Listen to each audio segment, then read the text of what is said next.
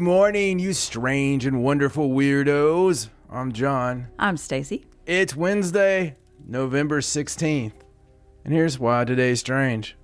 All right, so let's start off with a bit of a mystery. I love a bit of a mystery. Okay, so this is about a University of Warwick professor. Warwick. Now, this professor went missing a few months ago in sort of a mysterious way. We're not really sure what happened.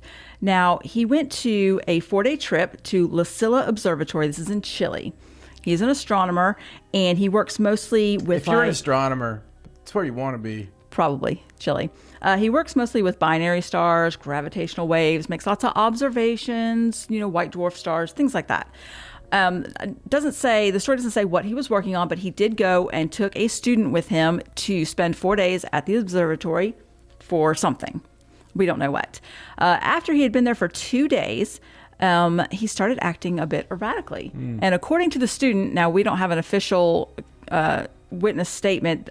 Apparently the Chilean government has that, and a Chilean news outlet reported that testimony claimed that Marsh had told him something super strange. That was in quotes. We don't know what that is, just something super strange. Something super strange. He also rebuked him for what he didn't feel like he was committed enough to the profession, which was kind of strange for him to say that to a student, and then went missing. They searched for him for 55 days, and they just now found some remains about 2 miles away from the observatory in the Atacama Desert. They have no idea what happened to him. They haven't released a cause of death. Nobody knows where he's been. And Atacama Desert is probably the cause of death. They've been looking for him for 55 days. And no clue. Wouldn't you like to know what the something strange? I would. And I mean, they said that the student fully cooperated with all the authorities. Sounds like an old lighthouse tale. Went back to Britain. Like the two guys are at the lighthouse and for a few months, and then you find the journal, and it's all weird. It gets weirder. And Right. Yeah. Very strange. They said that he had been there several times, and he knew the area. So it wasn't like he was just randomly wandering about in the desert, and he didn't know where he was. Looks like the Chilean government would release what the exact strangeness was if it wasn't strange, right? You would think so, yes. And I believe that he... So I wonder what he's seen, Stacey. I don't know. It said that he didn't have a shirt on, I guess, when they found him. Well, we know he saw that. No idea what happened. Very sad ending to that story. That his family had gone out. They were hoping that maybe something happened and he was still alive somewhere in Chile, but nope, unfortunately not. But it is still a huge mystery what exactly happened to him and what he was doing there, studying. Well, we'll give you updates when we get them. All right, so let's move on. Something else strange from space. This is about Mars. Mars is very strange. So a Mars probe spotted something weird during a dust storm. So this is from the European Space Agency, and this is from a study that was published yesterday in the journal Icarus, that the Mars... journal Icarus. Icarus. Oh, that's the name of that journal. The Mars Express probe observed some dust storms from 2019 on Mars that produced cloud patterns that were eerily reminiscent of clouds we have on Earth. Is that a strange thing? That is a strange thing because our clouds are made of water droplets. Oh. And there isn't that sort of thing. They were to find that super smart Russian kid who's from Mars. Everybody's seen the super smart Russian kid from Mars, right? Yes, they run that story often. He's like 25 now. Yeah. And they keep showing him when he was 9. Yeah, like I've seen it since They had the then. same pictures of him. I feel like he's a family member. I'll be scrolling through some. There'll be like, super genius from Russia. Whatever his name is, Marishkikov, Brainioff, or whatever. Right. I don't remember, but I'm sure I'll put it up on the screen. And he always looks like this little, I don't know. He's supposed to be a super genius, and that he is, yes, from Mars. Yeah. Apparently. They're smart there. He was like playing cards when he was like 6 months old or something. If you read the... I don't remember. He was really smart. He was really smart right off the bat. It's really dumb. I mean, it's not... So Mars, clouds, so this happened water. During the spring at the Martian North Pole, and it was very odd because the clouds were made of dust, yes. They said, instead of water, and that the dust was heated up by the sun. It caused them to rise, and they looked just like the same patterns that we have here on Earth. So going forward, that's going to be an issue if we ever put people on Mars, because if there's a dust storm and it blocks out the sun with clouds, that's going to cause a problem with the equipment. But just a really strange thing to happen. They don't have any, it's not something they've seen before. Yeah. Oddly enough, the scientists got rather interested, and one saw Mickey Mouse, another one saw a dinosaur. In the dust clouds. Oh, wow. Okay. All right, let's move on. Let's talk about some dairy cows. Some dairy cows. Yes. So let's do it. Some scientists fed dairy cows cannabis to see what would happen. Well, what in the hell did they think was going to happen? Probably exactly what happened. So hemp, they're talking about hemp now. It's a cost-effective crop because it grows quick, it's cheap, and it's nutritious for farm animals. Now, it's a cousin to cannabis that people smoke to get high. Yeah. Hemp is those heavy. marijuana cigarettes. Right. Now, hemp is heavy in CBD, which you hear a lot about. CBD oil, it's good for you. Lots of media on that. Why, the other stuff has more THC in it. So we're talking about the hemp plant with more of the CBD. They were using it to make animal feed. It's something that they think they want to do, but they wanted to see what the effects were going to be. Cows are all for it. They started feeding it to the cows and for several weeks, and then they would collect the milk and their feces and blood and do some tests on it to see what happened. So the results were exactly as you would expect. Now, lower concentrations of the hemp when they used the whole plant and it didn't have a lot of THC in it, was fine. Didn't really do anything. But they did feed them a higher concentration made from like the leaves and the flowers and the seeds, something that had a little more THC in it. And that was a totally different experience. Apparently, cows act somewhat like humans when they consume too much THC. Did they start painting pictures with their own poo? Yeah. They had red eyes. You have to watch the show every day to get that one. They had unsteady gaits. They kind of walked around kind of funny. They yawned more often, and they did this funny tongue thing. They waved their tongues around like, I don't know. I guess they thought it was fascinating. And they just gave out less milk. And then when they tested the milk, it does turn out that if cows eat that and have a lot of THC in their system, they can pass it on into the milk.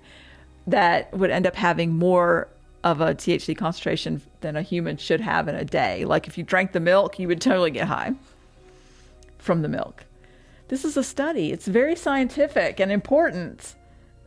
They got a bunch of cows high. That they were like, they just did that. They were like, what would happen if we got these cows high? Yeah. Let's see what would happen. Let's see if we can get funded to get these cows high. That's exactly what it is. There's nothing about that that surprises me. Oh, hey, what happened? I just fed this goat all kinds of marijuana. Oh, it's high. Surprise. What do you think's gonna happen? Oh, wow. Doing weird things with their tongues. I bet they were. It did say that when they stopped giving them the feed, it wore off eventually. Did it? Yeah, so. So maybe they'll start using the hemp in the feed, but they probably, I don't know. All right, let's move on. All right. So speaking of cannabis, let's talk about Mike Tyson, who is a proponent of cannabis and edibles. He has a company. He loves all these now. He has pulled Evander Holyfield into it with them. They are teaming up for a new cannabis product based on the famous boxing moment from 1997 during their heavyweight title fight in which, Tyson bit a chunk of Evander Holyfield's ear off. No. Yes. And they have created Holy Ears, which are THC-infused edibles that are shaped like bitten ears. And they're going to be released very soon. And then next year in 2023, I think Evander is actually going to team up with Mike and have his own cannabis products. But this is the launch of their joint cannabis edible called Holy Ears. They're joint shapes. Yeah, they're in the shapes of ears. Yeah.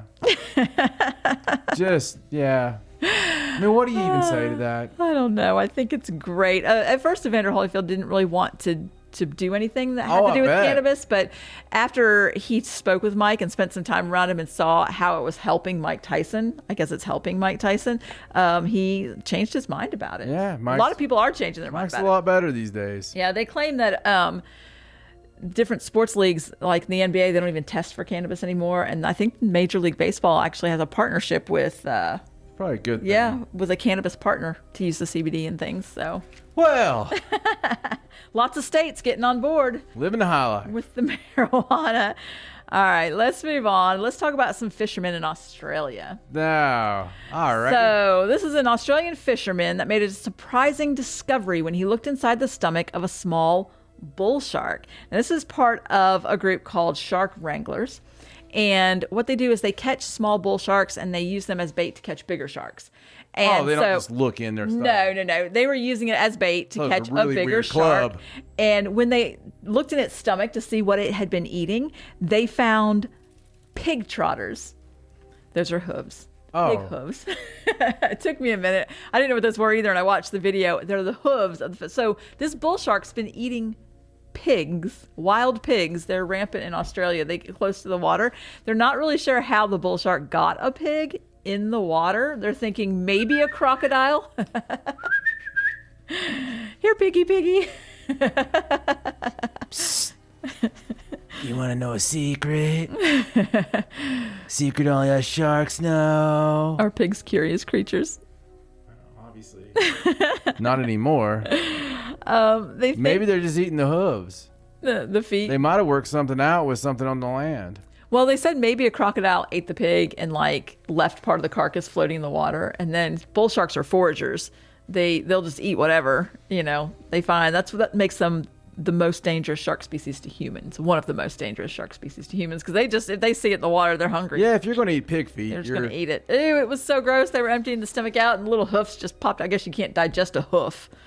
It just popped him out and he kept going, look, there's a pig trotter. You can try. It was really strange. All right, let's move on. So last story. This is about a woman who found her dog after she thought she buried it.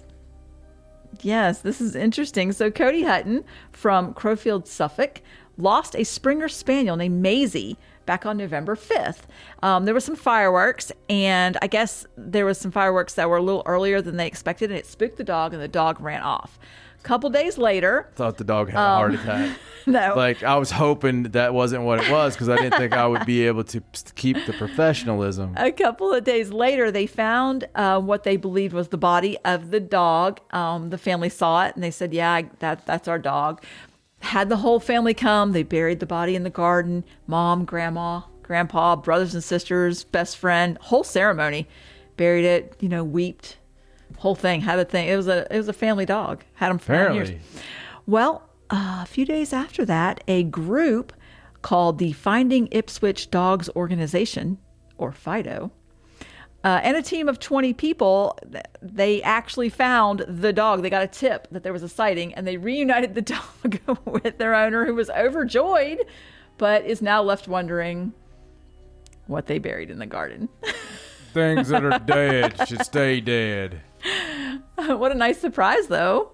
Her dog wasn't dead. Where exactly did you bury that dog at? This old pet cemetery found in the woods. They're like, I think she said, it was probably just a fox.